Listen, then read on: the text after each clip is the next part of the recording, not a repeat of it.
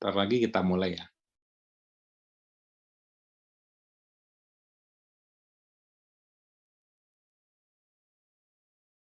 Izin mulai Pak Saul.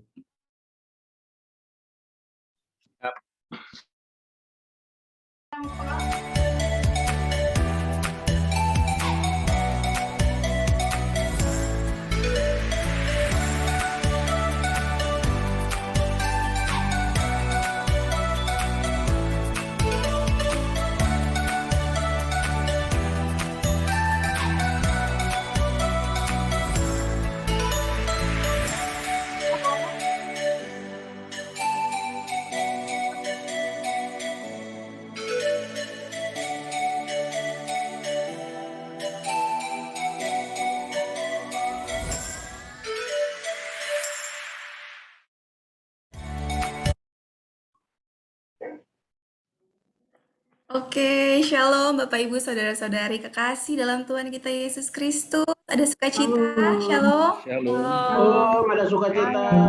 Puji Tuhan. Selamat hari Minggu ya, kebetulan ini hari Minggu, jangan lupa ibadah Minggu. Ya, kita bersukacita sekali. Perkenalkan saya Pinkan dari HCIS Telkom ya. Sekaligus saya juga anggota grup TBA nomor 20 nih, grup 20. Jadi kalau ada yang dari grup 20, halo.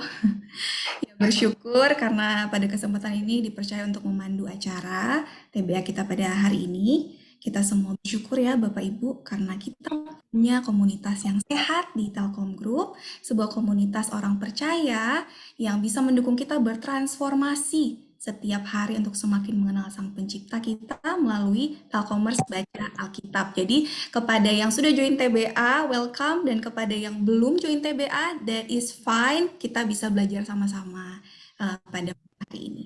Ya, terlepas dari pergumulan kita ya Bapak Ibu untuk tekun membaca firman Tuhan, tapi bersyukur karena punya rekan-rekan kelompok, satu grup yang saling menguatkan, memberikan semangat, inspirasi, tak jarang bertukar pikiran. Aku percaya alone we can do so little, but together we can do so much. Amin. And I believe that is why we are here. So sebelum kita mulai, saya ingin menyapa dulu nih Telkomers, saudara-saudari kekasih Telkom Group dari seluruh Indonesia, bahkan tadi yang dari luar negeri ya. Kita coba cek suaranya dulu yang dari barat mungkin, dari Medan, shalom. Shalom. Shalom, rame ya. Halo. Shalom dari Medan. Yang dari Jakarta mungkin? Shalom. Halo. Ada ya. Ini juga saya dengar yang dari Sidoarjo. Shalom.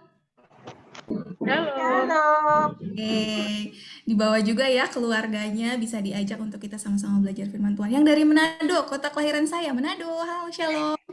Shalom. Oke. Halo, Pak. Puji Tuhan. Dari Bali mungkin, NTB, NTT, shalom.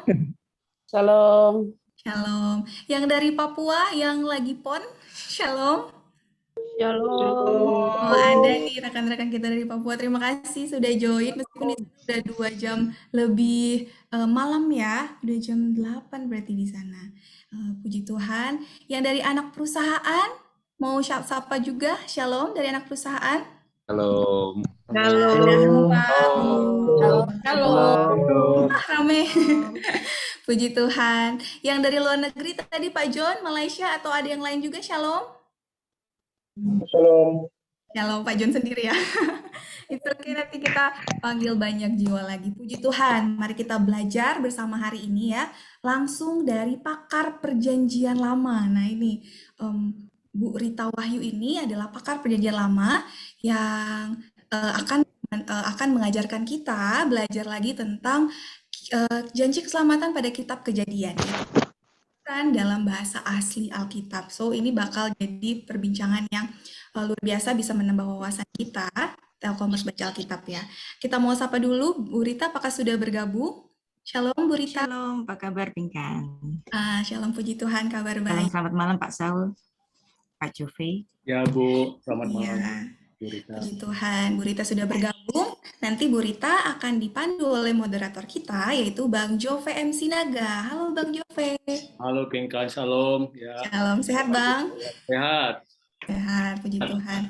Oke, Bapak Ibu, rekan-rekan semua, tanpa berlama-lama kita mau mulai ya. Saya bacakan dulu beberapa pengantar untuk kita bisa menikmati acara malam hari ini. Yang pertama, yang pasti adalah siapkan hati kita tentu saja. Kedua, cari posisi nyaman. Lalu juga partisipasi aktif. Jadi nanti di sesinya Bu Rita akan ada sesi tanya jawab Q&A. Bapak Ibu bisa memberikan pertanyaan untuk bisa kita jawab bersama-sama, kita pelajari bersama-sama lewat kolom chat ya nanti. Nah, kemudian untuk format penamaan Zoom supaya memudahkan panitia bisa menggunakan format penamaan nama pribadi _ perusahaan. Seperti misalkan saya ini contohnya Pinkan Langi _ Telkom seperti itu ya. Bisa di rename masing-masing. Dan kemudian kita akan bersama-sama memulai acara pada malam hari ini. Berikut susunan acara kita, saya bacakan terlebih dahulu. Greetings dan doa pembuka oleh saya sendiri. Kemudian kita akan mendengarkan sambutan oleh Koordinator Binroh Telkom Group. Sudah hadir juga bersama kita Pak Bastian Sembiring yang akan memberikan sambutan. Kemudian kita lanjutkan dengan Praise and Worship, sesi webinar yang akan dipimpin oleh moderator kita, Bang Jove, dan dibawakan oleh Bu Rita Wahyu. Dilanjutkan Q&A, doa penutup nanti oleh Bapak Saul Rudinik, dan pengumuman pemenang door prize. Jadi ini juga ditunggu-tunggu ya, karena di posternya tadi sudah terpampang bahwa ada door prize. Gimana sih caranya buat ikutan door prize? Jadi Bapak Ibu gampang sekali, bisa langsung mengisi presensi ya yang sudah selalu dikirimkan oleh rekan-rekan panitia di chat, itu diisi jangan lupa, karena syarat untuk mengikuti door prize adalah mengisi presensi ya. Dan usahakan ngisi presensinya sebelum khotbah ya, karena setelah khotbah nama pemenangnya udah dapet tuh, kita akan random ya nama pemenangnya. Seperti itu. Jadi ikutin sampai habis supaya kita bisa mengetahui siapa pemenang door prize dan penutup. Baiklah, kita akan mulai ibadah kita. Kita siapkan hati untuk beribadah. Mari Bapak Ibu, rekan-rekan semua terkasih dalam Tuhan, kita berdoa. Yang kudus, Bapa El Elyon, Allah Maha Tinggi, terima kasih Tuhan karena Engkau Allah kami. Terima kasih Tuhan karena Engkau telah mengeluarkan bangsa Israel dari penjajahan Mesir beribu-ribu tahun yang lalu, dan Engkau juga yang telah mengeluarkan, membebaskan kami dari penjajahan dosa. Tuhan, kami bersyukur karena kami punya Allah seperti Engkau yang bisa kami panggil Aba, ya Bapa. Bapa, pada malam hari ini kami anak-anak-Mu bersatu hati ingin belajar firman-Mu, ingin memuji, ingin membesarkan nama-Mu Tuhan. Berkatilah ya Tuhan, supaya kami bisa mendengarkan firman-Mu, karena firman-Mu itu adalah pelita bagi kaki kami yang kami butuhkan Tuhan. Bapa, Engkau tahu apa yang sedang kami gumulkan saat ini, apapun itu ya Tuhan, yang sedang menjadi beban, sedang menjadi pergumulan kami, baik itu kondisi kesehatan, kondisi keuangan, keluarga, saudara bersaudara, atau usaha, atau pekerjaan, apapun itu ya Tuhan, setiap harapan, setiap ekspektasi yang tidak sesuai realita, ataupun harapan-harapan yang tak terucapkan Tuhan, Engkau tahu. Engkau Bapa yang Maha Tahu, dan Engkau sangat mengasihi kami. Kami mau bawa semuanya itu ya Tuhan, ke bawah kaki salib-Mu, biar kiranya Engkau yang menjawab setiap permohonan, setiap doa, setiap harapan kami. Ampuni salah dosa kami ya Tuhan, kami ingin memuji dan memuliakan nama-Mu. Berkatilah juga ya Tuhan, Bu Rita, yang Bang Jove, dan juga setiap panitia yang terlibat, yang akan membawakan firman ya Tuhan pada malam hari ini. Engkau berkati, supaya kami juga ya Tuhan yang mendengarkan, tidak hanya mendengarkan, tapi juga wahyuan yang daripada-Mu. Biar kiranya kehidupan kami dapat diubahkan, dapat bertransformasi sesuai dengan kehendak-Mu. Pakai kami ya Tuhan, kami rindu akan Engkau, bekerjalah ya Tuhan, berkaryalah. Dalam nama Tuhan Yesus kami berdoa dan mengucap syukur. Amin. Amin. Baiklah, selanjutnya kita akan mendengarkan sambutan ya yang akan dibawakan oleh Koordinator Binroh Kristiani Telkom Group, Bapak Bastian Sembiring. Pada Pak Bastian, dipersilakan. Baik, terima kasih Pinkan. Bapak Ibu sekalian, saudara-saudara, selamat sore, selamat malam. Sudah ada yang malam tentunya. Shalom buat kita semua, puji Tuhan.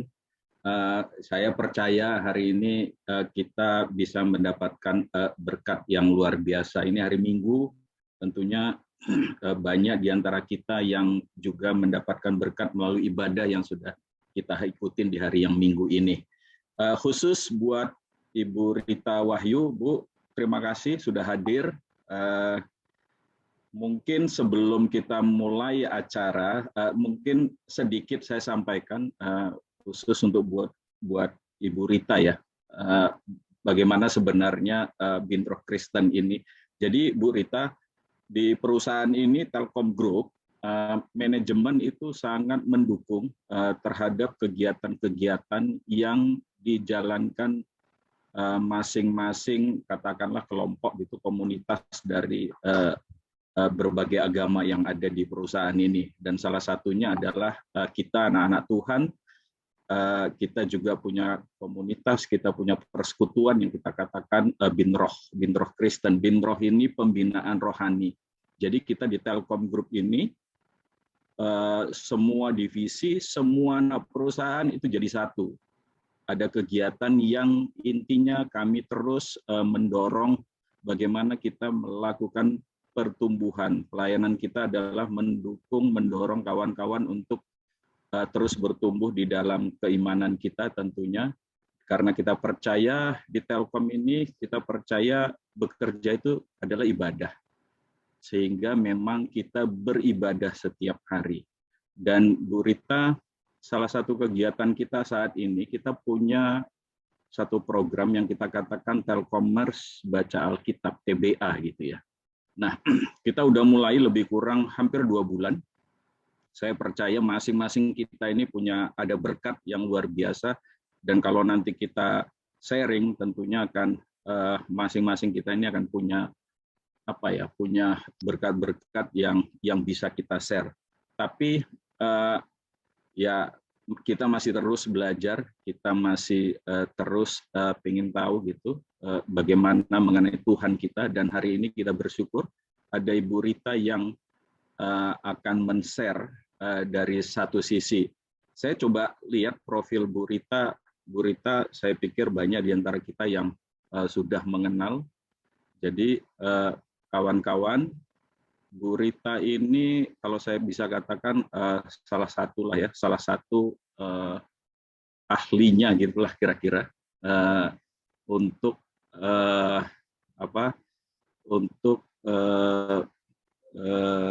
bagaimana kita bisa memahami dengan baik gitu mengenai kitab-kitab Kejadian.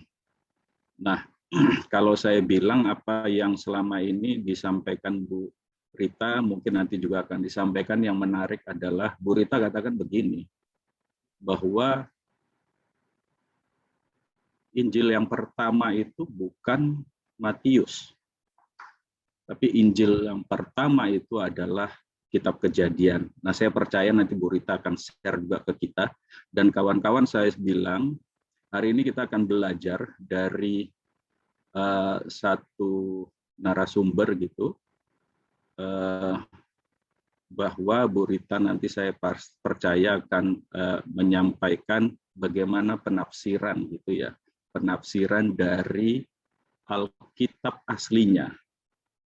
Alkitab aslinya ini tentunya Alkitab bahasa Ibrani, gitu. Karena ini adalah sumber dari Alkitab kita. Kita akan banyak mendengar, nanti kita akan banyak belajar, dan saya percaya kita akan mendapatkan berkat yang luar biasa pada hari ini. Mungkin tanpa berpanjang-panjang, Bu Rita, sekali lagi kami ucapkan terima kasih. Ibu hari ini sudah memberikan kesempatan untuk kami bisa mendengarkan langsung dari Ibu.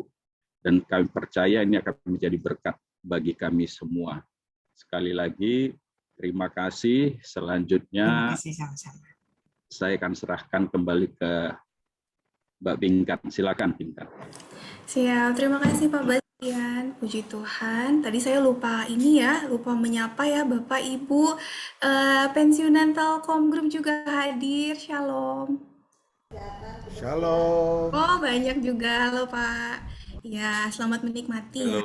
Bisa bersama-sama memuji Tuhan. Ya, saudaraku, mari kita menyembah Tuhan. Allah yang kalau mau kita baca tuh dari kitab Kejadian, Keluaran, Imamat, bilangan kita terakhir, bilangan ya, luar biasa sekali kuasanya, luar biasa sekali perbuatan-perbuatan yang agung, ajaib. Allah itu membuka jalan ya. Saat membaca kitab Keluaran, utamanya itu ada satu ayat yang sangat menguatkan saya saat waktu itu kondisi yang memang lagi kurang menentu ya. Waktu itu saya merasa kayak, Tuhan aku kayaknya nggak sanggup deh, aku kayaknya nggak bisa deh, Tuhan aku mau nyerah aja gitu. Tapi membaca satu ayat ini bisa memberikan kekuatan. Saya juga mau share ke Bapak Ibu, saudara-saudari semua, itu ayat pada saat bangsa Israel keluar dari tanah Mesir ya. Persis setelah 10 tulah, terus Tuhan mengajak bangsa Israel untuk menyeberangi Laut Teberau di depan Firaun dan di depan pasukan Mesir yang ratusan itu.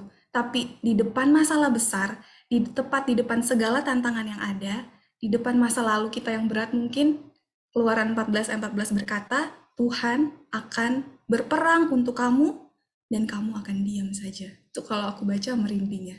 Jadi mari kita sembah Dia, Allah kita, yang saat ini pun kita percaya sedang bekerja di tengah-tengah kita. Ya, Bapak Ibu, kita nyanyikan lagu ini, Waymaker.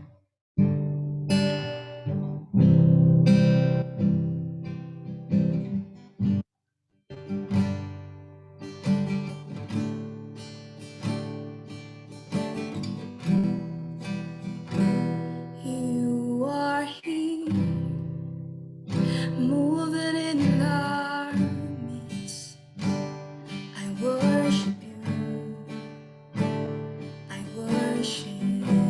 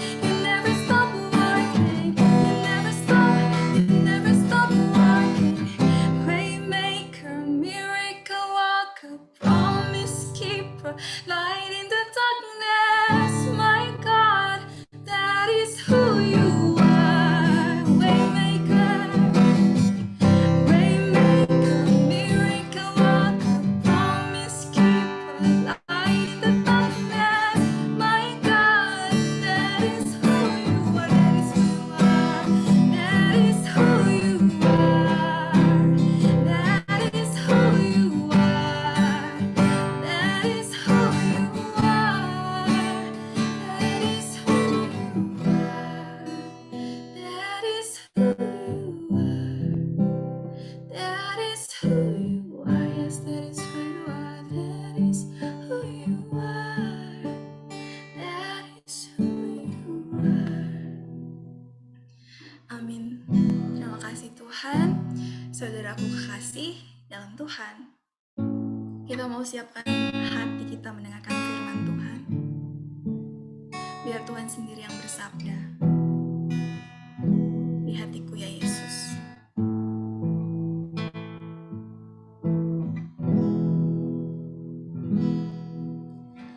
Di hatiku ya Yesus, Tuhan bersabdalah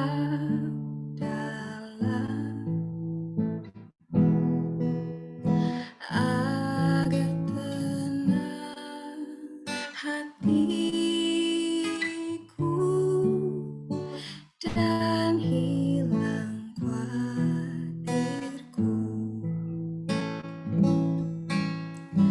Di hatiku, ya di hatiku, Tuhan bersabdalah,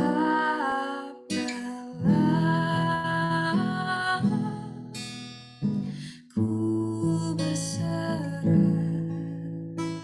pasrah penuh, bersabdalah ya Tuhan di hatiku. Di hatiku, ya di hatiku, Tuhan bersabdalah,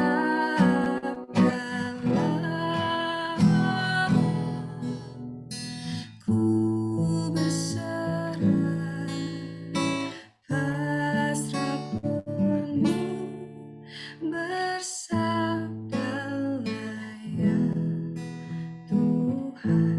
Bersabdalah, bersabdalah ya Tuhan. Baiklah, untuk selanjutnya saya serahkan kepada Bang Juve. Bapak Ibu sekalian, sebelum kita mulai bicara inti kita, mari kita berdoa bersama. Kita teduhkan hati. Bapa Sorgawi, terima kasih Tuhan untuk kesempatan yang indah ini. Pada sore dan malam hari ini kami diberikan kesempatan untuk mendalami sebagian dari firman Tuhan, supaya kami semakin mengenal Engkau dan melihat keindahan-Mu Tuhan, keindahan firman-Mu, dan mengalami perjumpaan bersama dengan Engkau Tuhan Yesus. Kami akan diberikan pembekalan oleh Ibu Rita Wahyu, kiranya Engkau memberkati dan mengurapi beliau, sehingga semua perkataan yang keluar dari mulutnya sungguh merupakan firman, sungguh merupakan inspirasi dari Tuhan. Terima kasih Bapa, di dalam nama Yesus, berkati seluruh Bapak Ibu para peserta webinar hari ini dan semua acara ini sampai akhir kiranya berjalan dengan baik Tuhan. Dalam nama Yesus kami berdoa. Amin. Oke Bapak Ibu sekalian, suara saya jelas ya? Ya, saya perkenalkan dulu pembicara kita, Ibu Rita Wahyu, seperti yang ada pada layar. Jadi beliau adalah, Ibu Rita Wahyu adalah penulis buku-buku eksegesis Peshat. Ya, Peshat itu pendekatan penafsiran kitab suci berdasarkan makna harafiah ya, atau literal untuk sastra Ibrani Alkitab. Beliau juga penulis artikel Kristiani atau studi kata bahasa Ibrani pada rubrik teologi majalah Berkat, dan juga pendiri dan pengelola situs populer Kristen dan studi kata bahasa asli Alkitab di www.sarapanpagi.org. Nanti bisa dilihat ya. Dan juga ada YouTube channel beliau ya. Nanti di search aja di YouTube Rita Wahyu gitu, nanti keluar ada YouTube channelnya. Kemudian beliau juga adalah lecturer atau dosen di Biblical Hebrew Studies of Israel Bible Center. Ini kalau nggak salah di Israel ya Bu ya. Anggota Dewan Penasihat Circles Indonesia, Christian Institute of Politics, Philosophy dan Society. Bu Rita Wahyu juga pembicara di beberapa sekolah-sekolah tinggi teologi untuk topik sastra bahasa asli Alkitab dan antropologi budaya Semitik, mengajar tetap di Biblical Hebrew Research Center, ini di STT Alkemene, Jakarta, dan juga Blessed Bible College di Bali. Ini di Shema Hebrew Philosophy dan Ethic Learning Center. Beliau juga, maksudnya dari mana beliau memperoleh semua ini kompetensi ini? Karena beliau mempelajari sastra Alkitab bahasa Ibrani ya, itu salah satu bahasa asli Alkitab kita selain Yunani dan Aram gitu ya. Di Israel Institute of Biblical Studies, non-degree programs, Faculty of Humanities, the Hebrew University of Jerusalem, Israel ya. Studi pasca sarjana di STT Alkemene Jakarta dan alumni Israel Bible Center Israel. Nah, ini profil beliau. Langsung saja, ini ada buku-bukunya ya, bisa dilihat situ. Beliau sudah menulis beberapa buku. Dan tidak berlama-lama lagi kita akan mendengarkan pemaparan dari Ibu Rita Wahyu. Saya persilakan Bu, silakan. Shalom, selamat malam. Apa kabar semua? Baik, Bu. Kiranya semua sehat dan saya akan share screen. Senang sekali diundang Pak Sembiring juga Pak Saul. Apa kabar? Baru ketemu hari ini ya.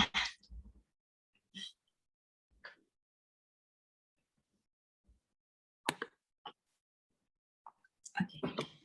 Semua bisa melihatnya? Ya bisa Bu. Ya. Oke, terima kasih. Kita mulai. Beshem ha'af ya ben veru hakodes ha'elohim echad. Di dalam nama Bapa dan Putra dan Roh Kudus Allah yang Esa. Amin. Topik yang diberikan kepada saya menarik sekali dan saya sangat menyukainya. Pak Saul. Janji keselamatan pada Kitab Kejadian, penelusuran dalam bahasa asli Alkitab. Bruchim habaim Beshem Adonenu Yeshua Hamashiach. Selamat datang di dalam nama Tuhan kita Yesus Kristus. Salam kenal semuanya. Kita sebagai seorang Kristen, ya, ada yang belum Kristen di sini? Kalau Anda semua orang Kristen, Anda itu berasa menjadi Kristen banget. Itu kalau pas lagi Natalan kan. Nah, pada saat Natalan kita memperingati hari kelahiran Yesus Kristus. Dan kita bersama-sama membaca Matius pasal 1, Lukas pasal 3. Kan? Kemudian kalau dikaitkan dengan Perjanjian Lama, kita biasanya itu selalu membaca ayat ini, Yesaya 9 ayat 5. Sebab seorang anak telah lahir untuk kita, seorang putra telah diberikan untuk kita. Lambang pemerintahan ada di atas bahunya dan namanya disebutkan orang sebagai penasihat ajaib, Allah yang perkasa, Bapa yang kekal, Raja Damai, Peleyoetz, El Gibor, Afiat, Syar Shalom. Nah ini saya kalau membaca ayat ini biasanya saya sangat tersentuh sekali dan ini salah satu ayat favorit saya. Ya. Selalu dibacakan Matius pasal 1, Lukas pasal 3, Yesaya 9 ayat 5 dan terkait dengan itu. Kemudian kita berasa jadi Kristen banget juga kalau pas lagi Hari Raya Paskah. Kita memperingati kematian Kristus dan juga kebangkitannya. Dan itu kita membacanya pada 4 kitab Injil, semuanya menuliskan tentang peristiwa Paskah dan penggenapan Kristus di kayu salib sebagai penggenap dari semua korban. Dan kita juga kalau dikaitkan dengan Perjanjian Lama, kita selalu dibacakan Yesaya pasal 53. Dan kita sangat tersentuh sekali, tetapi sesungguhnya penyakit kitalah yang ditanggungnya, dan kesengsaraan kita yang dipikulnya. Padahal kita mengira dia kena tulah, dipikul, ditindas Allah. Dan seterusnya kita membacakan ayat ini secara terus-menerus. Tapi ada satu ayat yang seringkali lupa untuk dibacakan, yaitu 1 Korintus 15 ayat 22. Ini adalah Midras bagi orang Kristen. Kalau orang Yahudi itu punya kitab Midras dalam Talmud mereka, orang Kristen itu punya kitab Midras yang lebih bagus ya. Karena ini yang menulis memang betul adalah seorang rabi dan dia adalah Rasul Kristus. 1 Korintus 15 ayat 22. Karena seperti semua orang mati di dalam persekutuan dengan Adam, demikian pula semua orang akan dihidupkan kembali dalam persekutuan dengan Kristus. Nah, ayat ini lupa biasanya dibacakan dalam 2 hari raya besarnya Kristen. Harusnya ayat ini selalu dibacakan sehingga kalau kita membaca 1 Korintus 15 ayat 22, kita teringat siapa sih yang bikin gara-gara pertama itu. Siapa? Adam. Manusia pertama. Dan disitulah letak ujung pangkal dari persoalan yang kita hadapi sampai hari ini. Kenapa Allah itu harus inkarnasi ke bumi? Ujung pangkal persoalannya itu di mana? Yaitu di kitab Kejadian, yang dimana di situ ada kisah mengenai penciptaan Adam dan juga bagaimana dia ditempatkan di Taman Eden dan bagaimana dia memberontak kepada Tuhan. Dan Tuhan di situ pula lah telah memberikan janji keselamatannya. Jadi jelas bagi kita kalau kita ingin memahami makna Natal, ingin memahami makna Paskah, harus ujungnya itu dari Adam yang pertama. Kenapa Yesus kemudian disebut sebagai Adam yang terakhir? Nah, karena Adam yang pertama, karena dosanya itu menghisap seluruh keturunannya itu untuk menjadi orang-orang berdosa, karena ada satu natur dosa yang diturunkan. Anak kecil itu nggak usah diajari bohong, dia udah pinter bohong sendiri. Nah, anak kecil harus diajari tentang budi yang luhur, etiket yang baik. Tapi kalau untuk bohong, misalnya untuk marah, bohong, dan seterusnya itu nggak usah diajarin. Anak kecil udah bisa sendiri. Kenapa? Karena ada natur dosa yang diturunkan sejak dari Adam. Maka harus ada Adam terakhir yang membereskan dosa itu tadi. Jadi ujung pangkalnya di mana? Sejak Adam, bukan? Nah, jadi inilah yang disebut sebagai ada Adam yang awal, ada Adam yang akhir. Dan ini kalau Anda belajar ilmu teologi bisa kita rangkumkan demikian. Adam yang awal menyerah pada godaan. Adam yang akhir mengalahkan godaan. Dia menang dari godaan. Adam yang awal berusaha untuk seperti Tuhan. Adam yang akhir Tuhan yang menjadi manusia.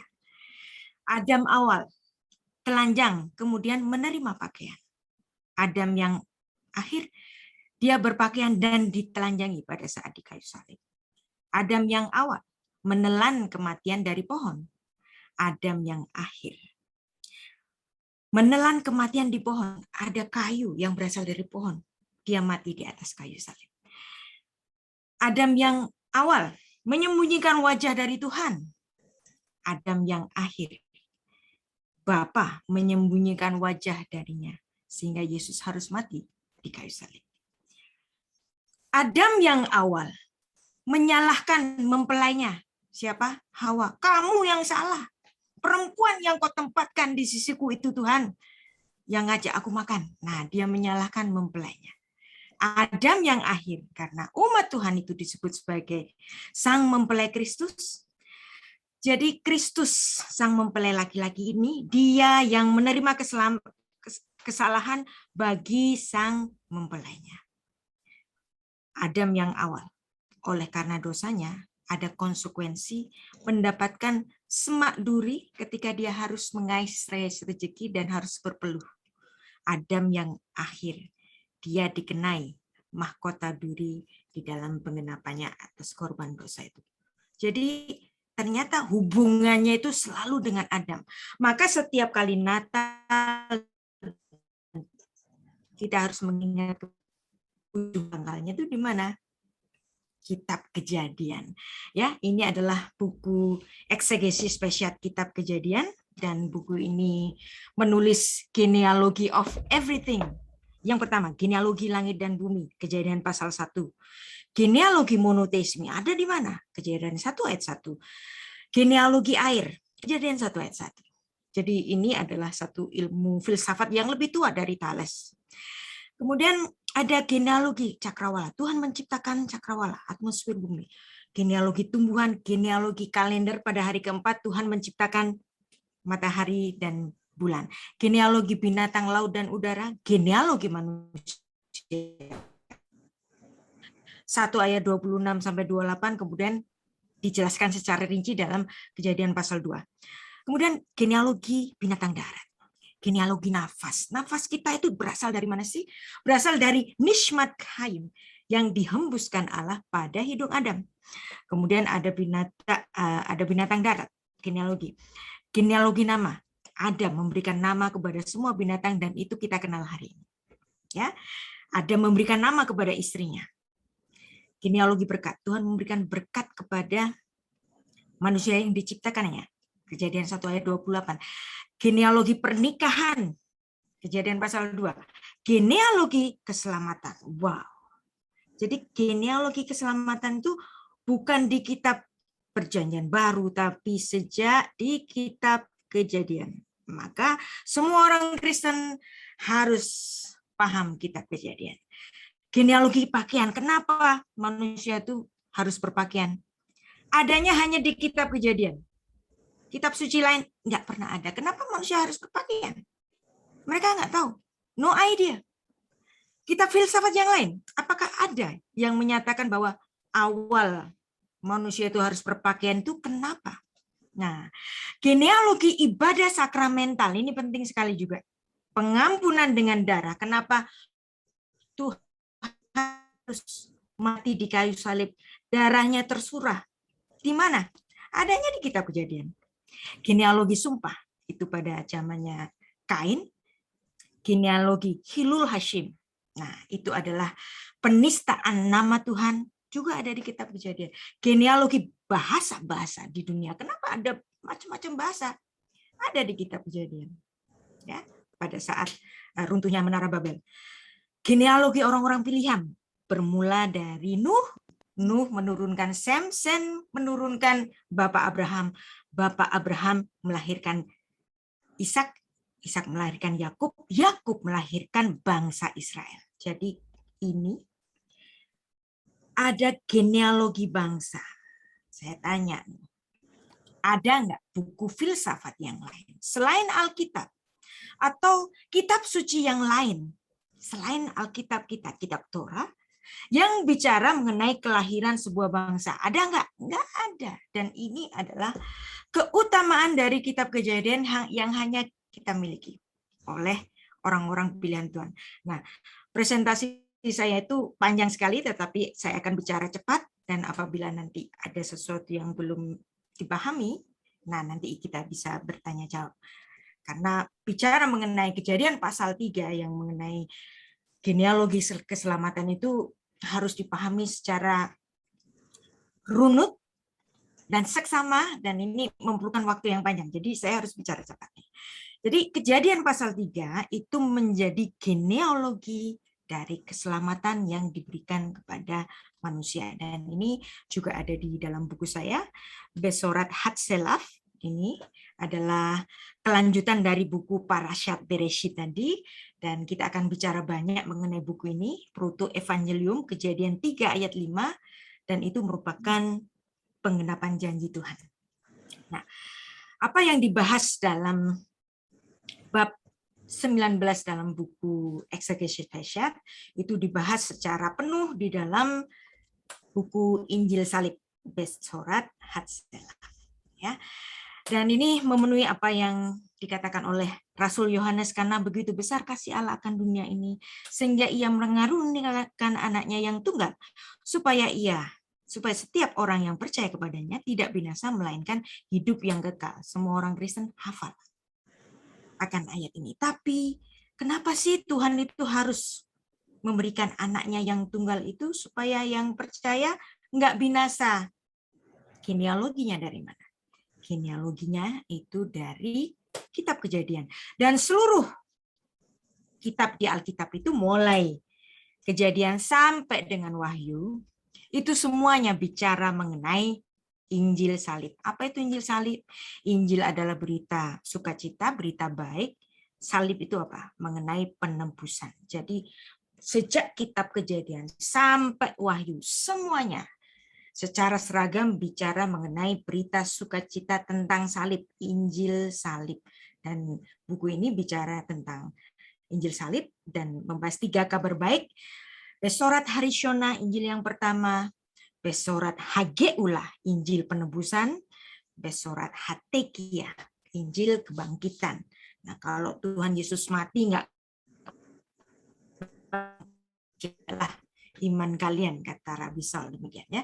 Jadi pijakan kita adalah dari proto evangelium. Kenapa disebut dengan Injil salib? Karena ini adalah sesungguhnya Kejadian 3 ayat 15 itu sudah bicara mengenai kematian salib. Dan Kejadian pasal 3 ini bicara kejatuhan manusia dan harapannya. Jadi bukan jatuh-jatuh saja gitu. Tetapi di situ juga sekaligus bicara mengenai harapannya. Nah, berita harapan ini itu yang seringkali lupa dibacakan oleh banyak sekali pengajar-pengajar Kristen, sehingga kita tidak memandang di mana ada berita baik di kitab Kejadian. Nah, ya. Seharusnya manusia itu tidak usah mati, nggak usah sakit, nggak usah ada perang, nggak usah bercerai. Karena sejatinya Tuhan itu menciptakan semuanya. Vayar Elohim et kol asher asa vehine tov meot vayi eref vayi foker yom hashishi. Maka Allah melihatnya segala yang dijadikan itu sungguh amat baik. Anda lihat di sini udah dibilang sungguh amat baik. Nah, kalau sungguh amat baik, tov meot, Tuhan sendiri bilang tov meot, sungguh amat baik. Seharusnya manusia itu nggak boleh mati. Seharusnya manusia itu tidak ada pertikaian, tidak ada penyakit, tidak ada perang. Tetapi kenapa manusia harus mati? Karena ada dosa. Jadi seharusnya manusia itu diciptakan tidak untuk mati, tapi kenapa bisa mati? Ya, karena ada manusia yang berdosa. Jadi kita langsung masuk ke kejatuhan manusia, yang dimana ada 2 ayat yang sangat monumental dan itu menjadi dasar dari midrasnya Rabi Saul ya dalam pegabaran Injilnya di dalam Perjanjian Baru, yaitu Kejadian 2 ayat 17. Tetapi pohon pengetahuan tentang yang baik dan yang jahat itu jangan kau makan buahnya, sebab pada hari engkau memakannya pastilah engkau mati, motamu. Nah, ayat ini, ya, maklumat ini diberikan kepada Adam sebelum istrinya diciptakan. Nah, Anda lihat di sini, Tuhan memberikan maklumat kepada Adam, manusia pertama itu. Semua pohon di taman ini, buahnya kamu boleh makan. Tetapi yang di tengah-tengah itu, buah pengetahuan yang baik dan yang jahat, jangan kamu makan. Pada hari engkau memakannya, yang artinya, pada hari engkau melanggarnya, pastilah engkau mati. Jadi sudah ada berita kematian kalau Adam itu melanggar. Jadi harga pelanggaran itu upahnya apa? Upahnya mati. Dan ini yang menjadi dasar dari midrasnya Rasul Paulus dalam Roma 6 ayat 23. Sebab upah dosa ialah maut. Mana dasarnya? Di Kejadian 2 ayat 17. Kemudian dia meneruskan, tetapi karunia Allah ialah hidup yang kekal di dalam Yesus Kristus. Dan ini Rabi Saul bicara mengenai penggenapan dari Kejadian 3 ayat 15, yang dimana Tuhan memberikan satu karunia dari keturunan perempuan untuk membereskan dosa itu. Nah, sekarang kita masuk ujung pangkalnya. Adapun ular ialah yang paling cerdik dari segala binatang di darat. Nah, kemudian ular mencari satu saat yang paling baik untuk menggoda istri dari Adam. Nah, saat itu istri Adam belum punya nama. dia hanya disebut Isya. Isya itu perempuan. Kenapa disebut Isya? Karena dia diambil dari Ish. Ish itu apa? Laki-laki. Isya dan Ish. Si perempuan itu didekati oleh binatang di darat yang paling pinter, yang terkenal paling pinter. Nah, kita bayangkan jangan ular itu seperti hari ini. Barangkali ular zaman dulu sebelum dia dikutuk oleh Tuhan itu ularnya cantik banget. Dan mungkin dia juga punya kaki. Ya, tetapi kita tidak dapat membayangkan bagaimana cantiknya binatang ular sehingga si perempuan itu nyaman untuk bicara dengan dia. Dia mencari kesempatan yang baik, dia bicara begini. Sengaja dia bicara hoak. Hoak pertama di mana? Hoak pertama itu di kitab Kejadian pasal 3. Semua pohon di dalam taman ini jangan kamu makan buahnya, bukan? Nah, ya sengaja ngomong salah supaya nanti dikoreksi oleh si perempuan itu. Perempuan ini kan orang yang sangat punya nalar, akal, pikiran, intelijen. Karena si ular ini ngomong salah, si perempuan itu kemudian ngoreksi. Nah, karena si perempuan ini ngoreksi, jadi ada celah bagi si ular itu untuk mengadakan percakapan dengan dia. Nah, sebenarnya siapa sih ular itu? Nah, di dalam tradisi Yahudi, ular itu disebut dengan Samael. Nah, Samael itu adalah malaikat kematian, Mal'ah Mota. Dalam kitab Kejadian hanya mengatakan bahwa ular itu hanya ular gitu aja. Tetapi dalam kitab tradisi Yahudi menyatakan bahwa ular ini adalah malaikat kematian. Yaitu dia namanya Samael. Dari mana ini pemahaman ini? Dalam Targum Jonathan dalam untuk Genesis pasal 3. Jadi ada pemahaman bahwa ular itu sebenarnya adalah titisan dari Samael, malaikat kematian. Dan ini bisa kita paralelkan dengan apa yang ditulis oleh Rasul Yohanes dalam Wahyu 12 ayat 3 atau Wahyu 20 ayat 2 yang menyatakan bahwa ular itu dia adalah iblis, ya. Si naga yang tua itu adalah iblis. Nah, perempuan ini dia ngasih koreksi kepada si ular itu.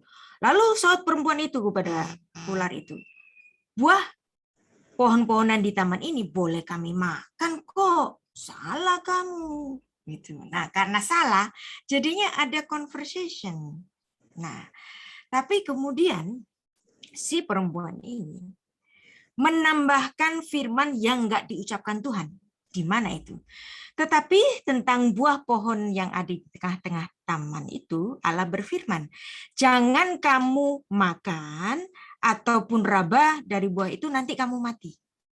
Nah, si perempuan ini menambahkan kata raba, dan ini ilustrasi ini bagus sekali. Dia ngomong sama ular itu sambil meraba itu buahnya. Dan ketika dia meraba ini, dia merasa, nggak apa-apa kok. Nah, ini menjadi celah bagi si ular tadi. Perempuan itu memang belum memakan, tapi dia sudah meraba dalam ilustrasi ini. Ilustrasi ini cukup mengakomodasi Kejadian 3 ayat 3. Nah, jadi ada firman yang asli dan firman yang dimodifikasi. Jadi hati-hati kalau nggak ada di Alkitab, jangan nambah-nambahin.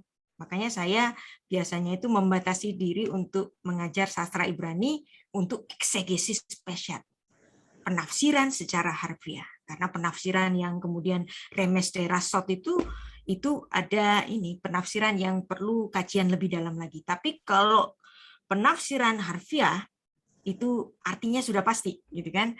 Nah, jadi firman asli Tuhan mengatakan semua pohon di taman ini boleh kamu makan buahnya dengan bebas. Tetapi buah yang di tengah-tengah itu yang nggak boleh. Tetapi kan di sini Tuhan tidak pernah memberikan kata meraba. Dan perempuan itu tadi menambahkan kata meraba dalam Kejadian 3 ayat 3. Nah, karena dia menambahkan kata meraba, dan itu fatal akibatnya, menjadi celah bagi iblis untuk masuk. Tetapi ular itu berkata kepada perempuan itu, sekali-kali kamu tidak akan mati. Nah, Jadi di sini hoaknya masuk. Yang tadi dia sengaja salah, sekarang hoaknya masuk. Sekali-kali kamu tidak akan mati. Ini kontradiksi dengan apa yang ditulis dalam Kejadian 2 ayat 17. Dan kemudian diteruskan hoaknya, tetapi Tuhan mengetahui bahwa pada waktu kamu makannya, matamu akan terbuka dan kamu akan menjadi seperti Allah. Nah, tahu tentang baik dan yang jahat. Wow. Jadi di sini ular tidak memberikan hoak, tapi ini memang kenyataan. Tapi dia memberikan ini untuk misleading. Misleadingnya di mana? Kamu akan menjadi seperti Allah. Dan itu menjadi celah bagi manusia. Menjadi celah pemberontakan bagi manusia karena dia ingin seperti Allah. Kalau Anda nanti belajar tentang kitab Torah dalam Keluaran pasal 20, ada 10 firman. Firman yang ke-10 itu adalah apa? Ada yang tahu? Jangan ingin. Nah, kenapa? Jangan ingin.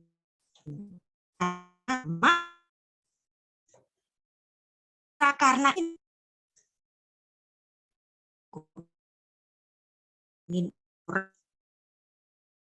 macam-macam. Semuanya itu berasal dari ingin, termasuk manusia pertama.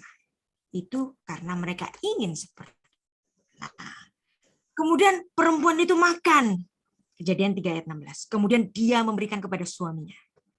Dan suaminya itu makan bersama-sama dengan dia. Wow, di sini. Jadi gam leisha. Waktu dia makan, gam leisha. Dan juga kepada suaminya. Ima fayoga. Nah, ketika sang suami ini makan, barulah terjadi perubahan itu. Ketika perempuan itu makan, wow, luar biasa. Nggak terjadi perubahan. Perempuan itu nggak tahu kalau dia sedang telanjang. Tapi begitu dia mengajak suaminya itu. Artinya di sini, sang suami, sang penerima mandat dari Tuhan, sang penerima maklumat dari Tuhan itu, tidak memberikan koreksi kepada istrinya. Kalau saja dia memberikan koreksi kepadanya, hei istriku, jangan kamu makan. Itu dilarang oleh Tuhan. Pastilah dosa itu tidak terjadi. Tapi di sini Anda lihat, karena ingin seperti sang suami ikut makan. Jadi di sini, dosa itu terjadi ketika sang suami mengkonfirmasi dosa istrinya. Itulah kenapa dalam ilmu teologi dikatakan sebagai dosa Adam, bukan dosa Hawa. Memang manusia yang tergoda. Tetapi yang mengkonfirmasi adalah suaminya. Maka ini disebut dosa Adam karena Adam adalah mandataris Allah. Karena Adam penerima maklumat. Kejadian 2 ayat 17 sesaat perempuan itu belum diciptakan. Nah, jadi kenapa disebut dosa Adam? Itu dibahas dalam buku saya. Halaman 286. Jadi kita merenungi bahwa Allah memberikan satu perintah kepada Adam di Eden. Pada waktu perintah itu diberikan, perempuan istrinya itu belum dibentuk. Perintah itu berupa larangan jangan makan dari buah pohon pengetahuan yang baik dan yang jahat. Tetapi dia makan. Pada saat Adam itu makan, pastilah engkau mati. Kejadian 2 ayat 17. Upah dosa adalah mati. Ketika Adam fayokal, maka disebut dengan dosa Adam, bukan dosa perempuan. Nah, karena ada dosa Adam dan perempuan itu memang berasal dari Adam, maka perempuan itu turut terhisap menjadi manusia yang berdosa. Jadi perempuan itu memang yang terberdaya ular, tetapi Adam mengkonfirmasi dosa itu. Kesalahan itu dikonfirmasi, maka disebut sebagai dosa Adam. Nah, ketika Adam makan, barulah terbukalah mata mereka. Si laki-laki dan perempuan itu, mereka tahu bahwa mereka telanjang. Atas ketelanjangannya itu mereka menjadi malu dan kemudian mereka menyemat daun dari pohon ara untuk membuat cawat. Artinya ini mestinya Manusia nggak malu lagi dong karena sudah berpakaian. Dan Anda lihat di sini, ini menjadi satu genealogi pakaian. Kenapa dia harus berpakaian? Kenapa malu? Nah, kenapa disebut sebagai dosa Adam? Jadi ilmu teologi tadi itu dasarnya dari Roma 5 ayat 12 sampai 19 untuk memahami kenapa disebut sebagai dosa Adam, bukan dosa Hawa. Dan Adam membuat cawat, made in Adam, dan Tuhan tidak berkenan. Ini terjadi ya ketika Adam sudah berpakaian dari daun itu, kemudian Tuhan berjalan-jalan di taman itu. Dan seharusnya Adam tidak menjadi malu, tetapi Adam menjadi sangat ketakutan mendengar derap langkah Tuhan itu. Karena ternyata pakaian dari dedaunan itu tidak membuat Adam itu lepas dari rasa. Kemudian Adam mendengar suara Tuhan dan Tuhan memanggil dia. Dan Tuhan berkata, Adam, di mana kamu? Adam, ayekah? Nah, kata ayekah ini suatu paradoks yang luar biasa. Bukankah Allah itu Maha Tahu? Tapi kenapa Allah itu bertanya, di mana kamu Adam? Jadi di sini itu adalah ungkapan alegoris yang di mana Allah itu menangisi ketika manusia itu jatuh di dalam dosa. Hubungan Allah dengan manusia itu tiba-tiba lepas karena Adam yang berdosa. Adam tidak dapat lagi memandang wajah Allah karena keberdosaan itu. Nah, di sini Allah menangisi Adam. Di mana kamu? Jadi seperti ada gelombang yang putus. Nah, bayangkan kalau muda-mudi sedang pacaran long distance, ya, LDR ya. Bisanya itu cuman dari ini video call pakai WA. Tiba-tiba nggak ada akses internet nih. Ya. Aksesnya putus, telepon juga mati, semua mati. Dan kemudian dua insan sang kekasih ini saling menangisi atas keterputusan hubungan itu. Dan itulah yang dirasakan oleh Tuhan. Adam, di mana kamu? Jadi di sini Allah itu ketika manusia itu berdosa, dia tidak murka tetapi dia menangis. Ada satu istilah dalam bahasa Ibrani itu anash. Jadi anash itu artinya menghukum. Anash itu berasal dari kata ayin dan nas. Jadi ayin mata, nas itu kejatuhan. Jadi kenapa Tuhan menghukum manusia? Allah memandang kejatuhan manusia. Jadi kalau Tuhan itu menghukum manusia, sebenarnya Tuhan itu sedang menangis. Adam, ayekah? Di mana kamu? Sehingga terjadi penghukuman itu. Nah, jadi inilah perasaan Allah melihat manusia itu jatuh di dalam dosa. Kemudian ketika ditanya, ayekah? Di mana? Kemudian Adam itu menjawab, ketika aku mendengar bahwa engkau ada di taman ini, aku menjadi takut karena aku telanjang. Sebab itu aku bersembunyi. Jadi pakaian dari kulit, dari dedaunan tadi, itu tidak membuat Adam ini menjadi berani menghadap Tuhan. Tapi dia tetap takut dan tetap mengatakan dia sedang telanjang. Nah kemudian Allah bertanya, siapa yang memberitahukan ini kepadamu? Nah lagi-lagi, Allah itu Maha Tahu. Kenapa dia juga bertanya? Dan ini menjadi satu genealogi tata cara dalam sidang yang ada di dunia ini.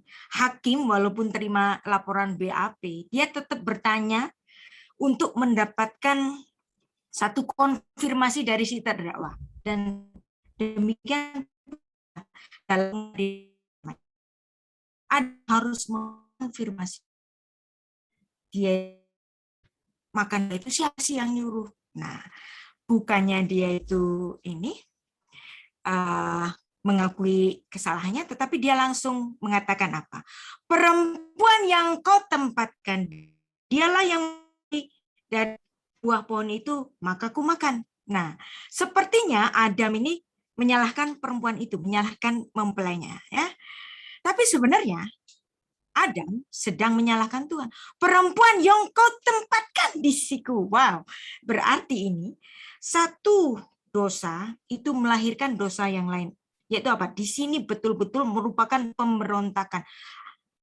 Perempuan yang kau tempatkan. Jadi nunjuknya kemana? Bukan hanya ke perempuan itu, tetapi juga menunjuk kepada Tuhan. Bukannya bertobat, tetapi merujuk kepada perempuan dan Tuhan. Jadi kemudian perempuan itu nggak mau kalah, dia juga merujuk bahwa asalnya itu dari si ular tadi. Nah, kemudian Tuhan tanpa bertanya kepada ular langsung memberikan kutukan kepada ular. Apa? Karena memang ini ya kalau itu menurut nama di tradisi Yahudi adalah